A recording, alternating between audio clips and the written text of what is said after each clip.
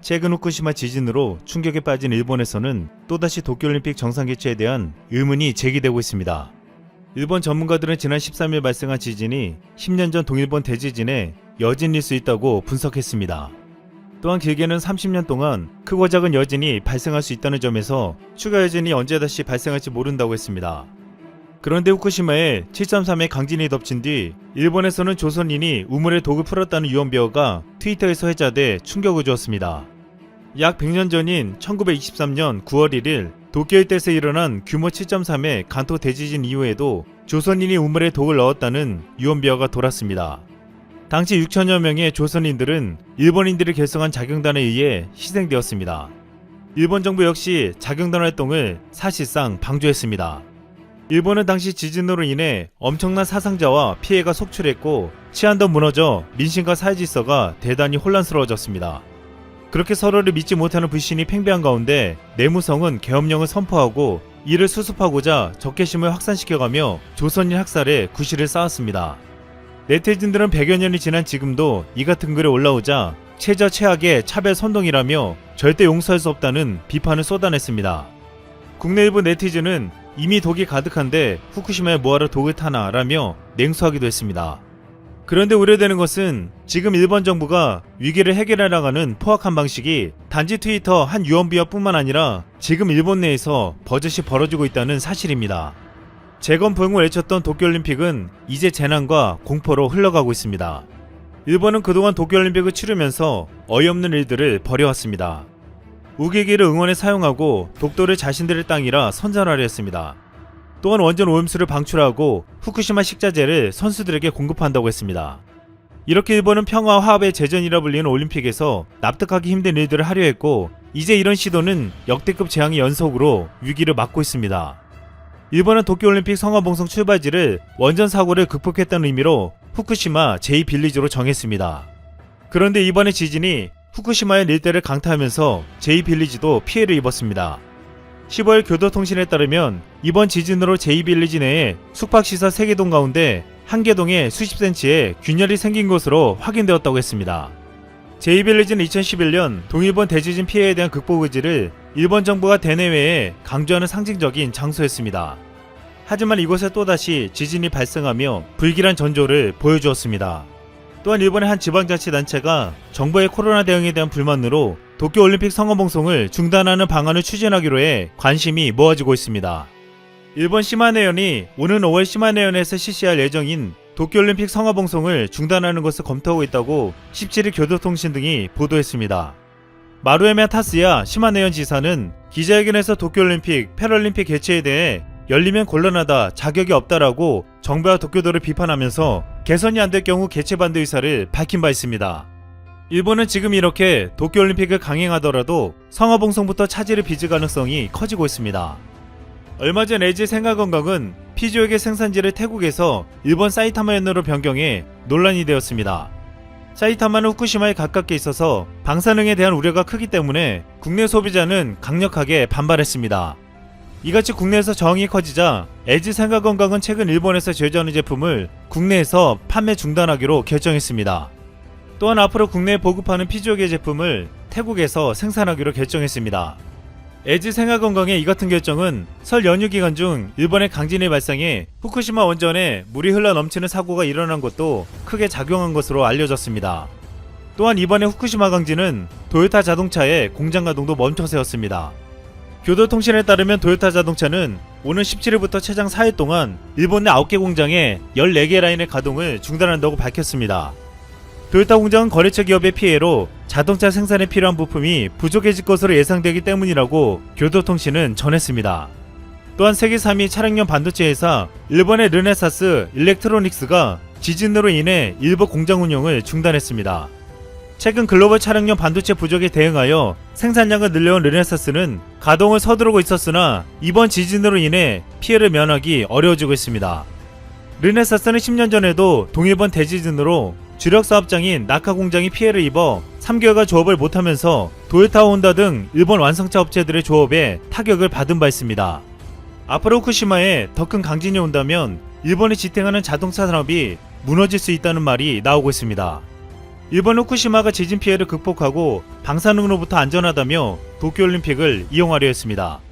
하지만 올림픽을 앞두고 또다시 지진이 일어나며 이 같은 시도는 물거품이 되고 있습니다. 또한 일본은 22일 다케시마의 날을 앞두고 독도 갈등을 재점화할 태세를 보이고 있습니다. 최근 우리 군 당국이 일본 자위대의 독도 침광 시나리오 등이 당긴 내부 문건을 작성했다는 언론 보도가 나오자 일본 방위성이 사실이라면 전혀 받아들일 수 없는 일이라고 주장하며 반발하고 나섰습니다. 일본 정부는 지난달 독도와 센카쿠열도 쿠릴섬에 대한 영유권 주장을 담은 홈페이지에 독도 관련 내용을 보강해 우리와 주변국들의 반발을 샀습니다. 일본 방위성은 지난해 7월 내놓은 방위백서에서도 독도 영유권 주장을 2005년 이후 16년째 되풀이했습니다.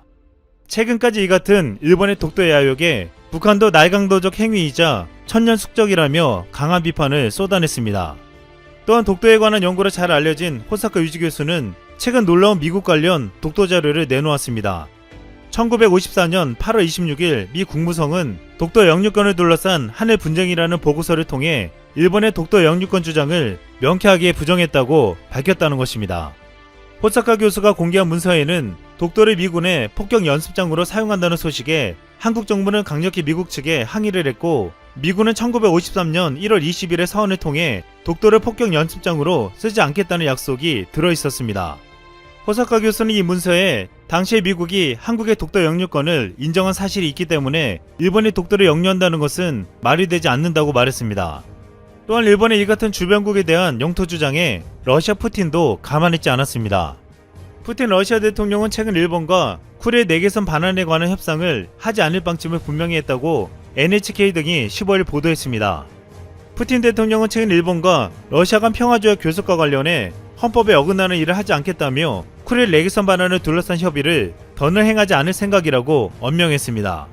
러시아에서는 작년 7월 푸틴 대통령이 주도하는 개헌을 하여 타국의 영토를 이양하는 것을 금지하는 조항을 넣었습니다. 일본이 영토를 달라고 하지 못하게 아예 법을 만들어버린 것입니다. 일본 정부는 올림픽에 앞서 백신 접종을 서둘러 시행하겠다고 했지만 지금의 상황은 전 국민이 백신을 접종받으려면 올림픽까지는 어림없다고 보고 있습니다. 일본은 17일부터 의료 종사자부터 백신 접종을 시작하지만 일본 정부는 16세 이상을 대상으로 하는 전 국민의 무료 접종을 마치는데 1년가량 걸릴 것으로 전망했습니다. 최근 스가 정권은 혐한 감정을 조장하는 발언을 강화시키고 있습니다. 코로나와 지진 등 악재가 겹친 스가 정권은 이를 다시 혐한에 의존하려 하고 있다고 비판받고 있습니다. 일본에선 최근 비한 3원칙을 들며 앞으로 한국을 도와주지 않을 것이며 가르쳐주지도 않겠다고 말했습니다. 마치 일본의 도움 없이 한국에 큰 문제가 생길 것처럼 위협한 것입니다. 이에 우리 네티즌은 이렇게 말했습니다. 땡큐, 꺼져. 이상 쓸멍이었습니다.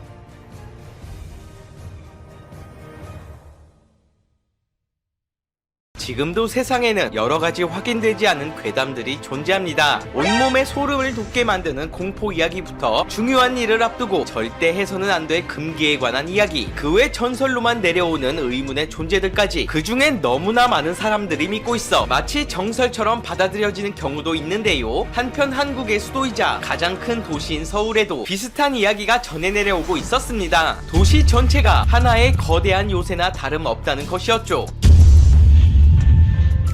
전 세계적으로 군부대란 필요와 역할 그리고 임무에 따라 평범한 사람들이 상상조차 하지 못했던 곳에 위치하는 경우가 있어 왔습니다. 독특한 자연지형 혹은 교통의 요충지로서 무엇보다 공격과 방어에 유리한 이곳을 우리는 천혜의 요새라는 표현을 쓰곤 하는데요. 러시아는 과거 러일 전쟁에서 패배했을 당시 극동함대의 모함으로 삼았던 포르투 아르투르가 일본에 넘어가자 그 어떤 나라보다 요새화에 대한 집착을 보였습니다. 자칫하면 마지막 남은 부동항이 블라디보스토크마저 일본에 빼앗길 수 있다는 판단에서 그들은 한 가지 묘수를 짜냈고, 그렇게 러시아군은 블라디보스토크 항구의 길목에 있던 루스키 섬을 비롯 주요 지점마다 군함을 격침시킬 수 있는 대규모 대포 진지를 구축하기에 이르렀습니다. 한 군사 전문가에 따르면 1900년대 초기부터 1914년까지 그렇게 만들어진 요새 시설만 무려 113개에 달한다며, 이는 군사 요충지를 지키고자 했던 당시 러시아의 병적인 집착을 그대로 보여주고 있다고 말했습니다. 한편 그 시각 필리핀 언론에 의해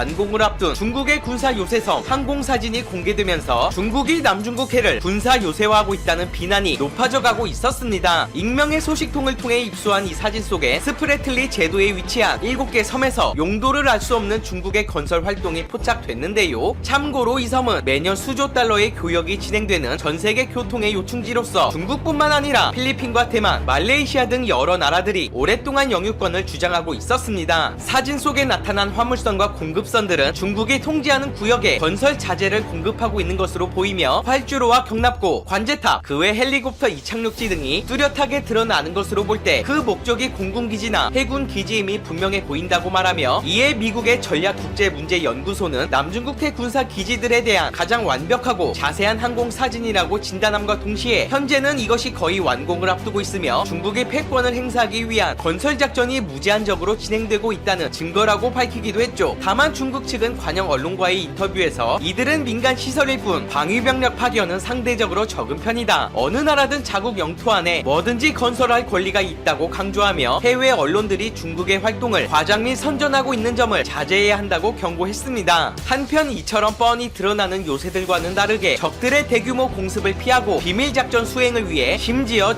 자국민들에게조차 극비에 붙여진 오직 소수만이 알고 있는 비밀 요새들도 있습니다. 일반적으로 공군기지라 하면 꽤 높은 담벼락을 만들고 유형 철조망으로 둘러싸아 외부인의 접근을 차단하는 것은 물론 이착륙에 편리한 평지 중에서도 외곽에 건설한 것이 대부분인데요. 하지만 하이웨이 스트립이라 불리는 기지는 일반적인 공군기지와는 전혀 다른 일반인이 이용 가능한 고속도로 등을 이용하여 전시 간이용으로 만든 비상용 비행장을 뜻합니다. 이 같은 기지를 사용하는 이유는 당연하지만 고정되어 있는 공군기지의 특성상 적의 전략적 타격의 제1순위가 될 수 있기 때문에 초반에 쓸려나갈 확률이 매우 높고, 또한 활주로에 구멍만 생겨도 항공기 이착륙이 불가능하다는 점에서 결국 파괴된 공군기지에 있는 항공기들을 다른 공군기지로 옮길 수 없다며 아예 임시 활주로와 기지를 세워 전술적 최후의 예비 카드로서 만들겠다는 것입니다. 주로 미국과 러시아 그리고 호주에 특히 이런 형태의 임시 공군기지가 현재에도 상당수 존재한다고 알려져 있으며, 그 형태는 대부분 길쭉한 2km 정도의 고속도로를 확보해서 항공기가 다니기 충분하도록 최소한의 공간만 확보한 것이 전부입니다. 항공기 유도등과 페인트로 활주로와 규격 등을 표시한 뒤 휴게소 같은 건물을 두고 연료 탱크와 임시 지휘소, 방어병력 등을 주둔시키고 나서 이륙에 장애가 될 수 있는 가로등과 표지판 정도만 옆으로 치워두면 곧바로 완성되는 간단한 구조입니다. 하지만 미리 완성된 구조물을 약간만 개조하면 된다는 것과 전 지역 어디든 손쉽게 군사 기지화할 수 있다는 장점은 적군을 교란시키기에 최적화되어 있었고 전략적 가치를 인정받아 현재까지도 활용되고 있는 것이죠. 한편 비밀 기지라며 전세계 유일한 휴전국이자 군사적 요충지인 한국을 빼놓을 수 없습니다. 적어도 한 번쯤은 들어봤을 법한 괴담처럼 내려오는 이야기가 있는데, 군사적 제한 때문에 해외에 비해 상대적으로 적은 고층 건물의 수에도 불구 그 옥상에는 우리가 알지 못하는 비밀 기지가 존재한다는 것인데요. 결론부터 말하며 이는 명백한 사실입니다. 여의도 중심가에 위치한 한 최고층 빌딩에는 식당과 옆 용도를 알 수 없는 문이 있습니다. 이 문을 열고 계단을 따라 3층을 더 걸어 올라가면 옥상으로 향하는 문이 한 번 더 나오는데, 그 바로 옆에는 민간 시설에 어울리지 않는 전자인식 장치를 찾아볼 수 있습니다. 이곳을 통과하게 되면 기계실 뒤쪽에 철조망으로 둘러싸인 작은 옥탑 건물이 나오는데, 이것이 바로 그 유명한 빌딩 GOP, 다른 말로 방공포 진지로 규모는 작으나 20mm 발칸포와 휴대용 미사일이 24시간 항시 대기하고 있는 하나의 전략 기지입니다. 이들의 임무는 간단합니다. 빌딩 주변 상공에 예고되지 않은 비행체가 발견되면 즉각 공격해 격추시킨다거나 민간 항공기 운항을 감시하고 통제하는 등의 임무를 맡고 있죠. 도시의 경관이 한눈에 펼쳐지는 명소인데다 오직 소수만이 주둔 가능하기에 일각에서는 군부대의 파라다이스라 오해하기도 하지만 실제 근무 환경은 오지에 가깝습니다. 오직 50평 남짓한 넓이에서 생활하는 것도 곤욕이지만 이곳을 벗어나는 즉시 원칙적으로 타령으로 간주되기 때문에 마음대로 내려갈 수도 없다는 점, 특히 겨울철 영하의 온도에서 매서운 칼바람을 이겨내야 한다는 것과 여름철엔 여름철대로 직사광선에 노출되는 최악의 환경인데요. 덤으로 도시의 특성상 공기가 무진장 안 좋으며 특히 황사철에는 마스크 없이는 근무는커녕 생활 자체가 불가능합니다. 덤으로 고소공포증까지 있다며 그야말로 지옥과 다름없는 환경일 텐데요. 이게 끝이 아닙니다. 한 번 근무하기 시작하며 최소 12주 동안은 외출과 외박, 면회 등이 전면 금지되는 것은 기본, 구보나 전투체육 등 야외 훈련도 불가능하기 때문에 장병들은 텔레비전 시청과 독서, 간단한 운동 외에는 아무것도 할 수 없어 진짜 감옥에 갇혀있는 듯한 미칠 듯한 스트레스를 받게 되는 데다가 고층 빌딩 꼭대기의 특성상 사회가 한눈에 보이기 때문에 일종의 소외감까지 밀려와 정신병이 걸리기엔 이만한 장소도 없다고 하는데요.